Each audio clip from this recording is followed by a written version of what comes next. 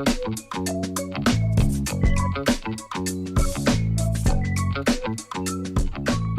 and welcome back to the Jen and Sean Show. I'm Sean. I'm Jen. And we are on a search for our Akiya in Japan. Yes, we are. We've recently finished our 2026 trip to Japan of 3 weeks, travelling through various regions looking for the one. This episode explores one of those regions. In each of the episodes that we'll cover over the next few weeks and months, we'll cover off a new region, take you into the whys, the why nots, actually explore some of the Akiyas we've found and give it our honest take. So hold on to your butts. We're about to get into some of these interesting, amazing, and some not so amazing abandoned homes in Japan. In this video, we are heading off from Hakuba to our next destination, which was Yudanaka. Yudanaka is located in Yamanouchi in Nagano Prefecture, and it's a historic hot spring town that's most famously known as being the gateway town to the Jigakudani Monkey Park, home of several hundred wild macaques who inhabit the park and its natural hot spring. It's also conveniently located just 20 minutes drive from Shigakoken Ski Resort. Hot tip, we didn't even know about Yudanaka before even booking our snow trip or even looking for Akiya, did we? No, we did not. We got a recommendation from a very good friend and went, oh, Yudanaka, hey? Let's have a look at that. Onsen Town. That sounds like us. We could give that a go. Yeah. Didn't even know what Shigakoken was, and I've been snowboarding for a few more years now. I'd heard of it. Yeah. Yeah. Did you know where it was? No. Well, I knew it was in Japan. Yeah, that's a start. But yeah, that was it. I had no idea that it was that close to where we were. So our research has taken us to several regions based off our snow trips there, but this was the one region we literally had no idea about. So this was really quite an open book for us in terms of exploring the Akiyas we found online, comparing them to what reality showed us. Yeah. We caught the bus from Hakuba back to Nagano Station, so that's just under an hour. From there, we hired a car and headed out to Yudanaka. So we'd actually hired the car for 5 days because we had planned to go to another smaller town after Yudanaka that wasn't that far, and it just made more sense to be able to drive than it did to rely on public transport. The car rental price was actually really reasonable for the 5 days.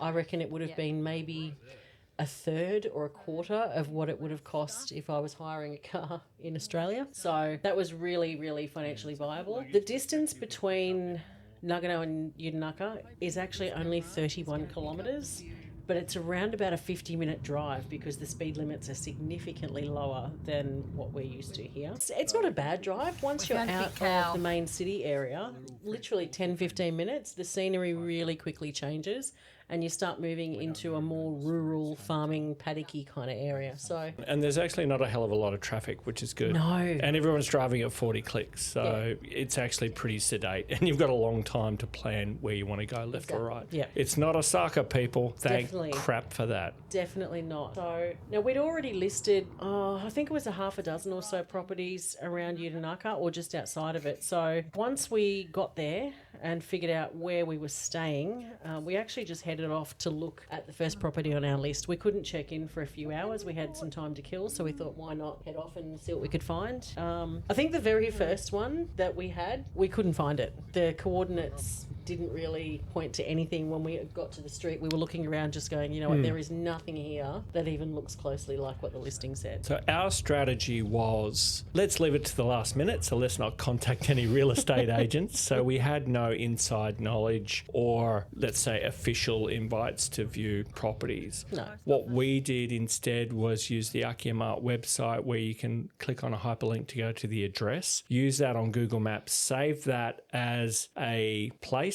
and then had a whole bunch of these spread out over the map. Like I probably ended up having 20 or 30 based on our filters. So our budget, regions, and then also close to snow regions. And we were just doing drive-bys pretty much. That was the whole point of it, was just to find out where these ones were, drive past and have a look and see if we could get a better idea of what we were actually dealing with compared to the photos that we'd seen. But also the location. Are these things in the middle of a cesspit. Are they line. close to shops? Is it close to convenience things? But when you do get one that's slightly elevated, boy oh boy, you can get some amazing views. Oh, yeah. The other thing that you tend not to be able to see very clearly as well with a lot of these photos is how close you are to your neighbours. There was a couple that we went past where you could pretty much reach out of one of the windows and touch the house next door. Some of them had a really good setback, some had a good distance, but it was interesting to see in real life what you were dealing with compared to, just looking at something in 2 dimensions. It's very, very different. So I think it was definitely worthwhile.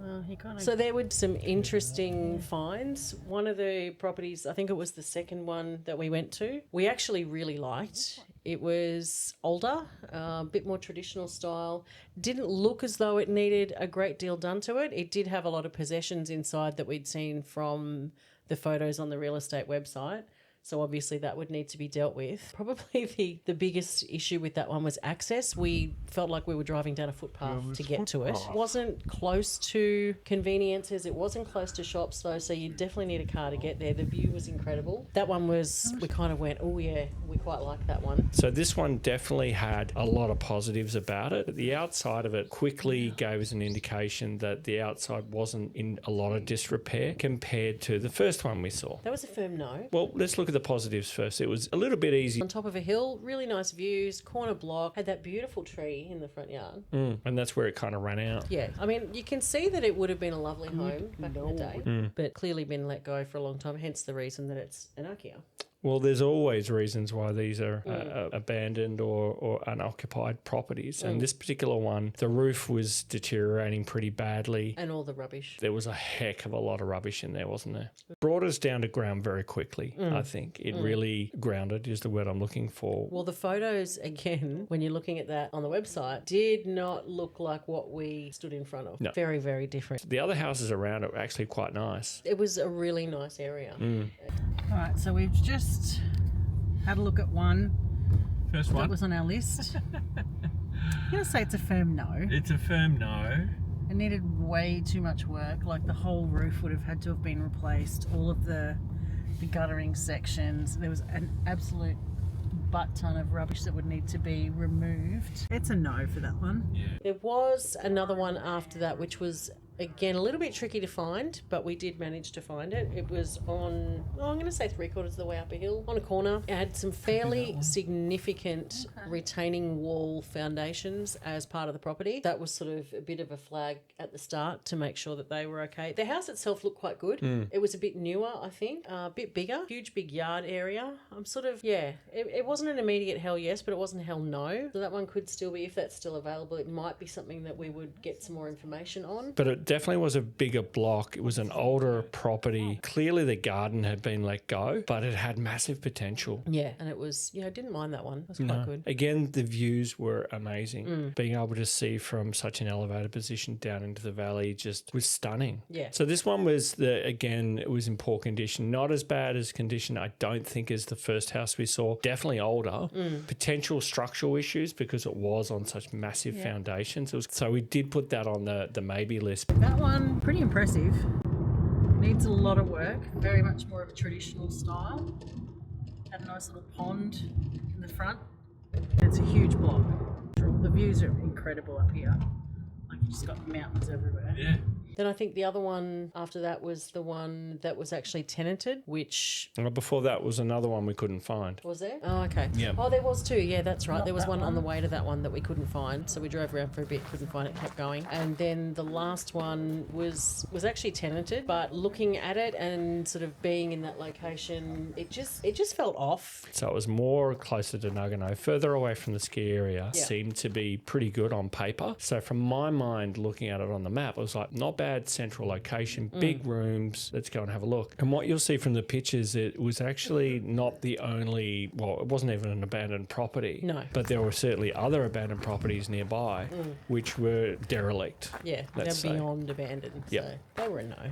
Again, you wouldn't get that from the photos. From No. the photos, it looked like, well, a solid property, which it looked actually pretty solid and Yeah. pretty livable. Again, it was a firm no because if we're going to set up a property somewhere, we need to have that. It needs to not have vibe. tenants. Yes, clearly. But again, they would have run out of their lease and then you can take over. That's how these things work. But no, it didn't have a good vibe about it. So that one was a no. The neighbourhood didn't really sort of hit our vibe. But again, you wouldn't know that by looking at the photos online. So all of these key things become really important. And if it's going to be a destination sort of house, what's the vibe like? Can't be stabby town. Not stabby It's town. got to be welcome town. Well, you want to be integrating into whatever community you buy into. I think it's important to, it's part of that whole respect culture that they have as well. You don't just want to rock up and be those annoying foreigners that are just buying everything in town and then bringing other foreigners in. It's like, no. An Airbnb down, Yeah, disappearing. you want to be a part of it and work in with people and actually contribute to, improving the area. I think that's important. Yeah, 100%. Yudanaka has a little bit going for it over the other regions that we checked out that were a little bit more well known to us. Yudanaka surprised me in terms of the houses, the mountainous region being elevated and seeing all the mountains around us and actually being so close to a lot of other little mini resorts that I never even knew existed. I had no idea. This is about our Akiya search. I think this experience really grounded us and really steeled us for what was coming up next over the next few days in the next couple of regions that we're visiting. And it gave us a good sense of what we should be looking for and looking out for, I think, in terms of what are we willing to renovate? What are we willing to travel to? What are the non-negotiables? Yeah, what are we willing to give up? Yeah. And what are we not willing not? to give up in order to secure our first home? Because again, it's not something that you want to just dive into and say, oh, yeah, well, this one's cheap, so we'll grab that just for the sake of it. It's something that you've got to actually put some consideration into. The same as if you were buying any property and go, well, no, it may be cheap. What's the catch? Yeah. How much are you going to have to spend? What else is, lurking under the surface that you don't know? What are the constraints? What's going to work? What's not going to work? And yeah, can we work around those things? If it's a no, well then, sorry, we need to move on. And if you do end up pulling the trigger on something that ultimately you're not happy with, to flip that is going to cost you money. Is going to be a nightmare. Squirrel! Absolute nightmare. So sure, to some people, maybe $5,000, $10,000, $15,000 is not a lot of money, but to me it is. Well, yeah, when you're looking at something like that, you want to be sure that if you're dropping a significant amount of cash, it's going to be worth your while. Particularly if we're going to pay someone to help us find this home as well. Correct. We're invested, we're committed. And so this gave us an opportunity to really see it firsthand. So I'm excited to share with you the other regions that we went to. This is just the tip of the iceberg.